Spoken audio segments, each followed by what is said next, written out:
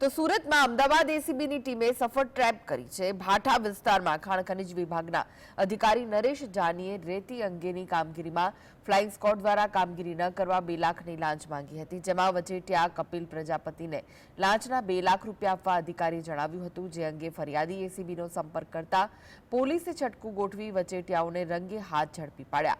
જ્યારે અધિકારી ફરાર થતા એસીબીની ટીમે તેને ઝડપી પાડવા ચક્રો ગતિમાન કર્યા હતા।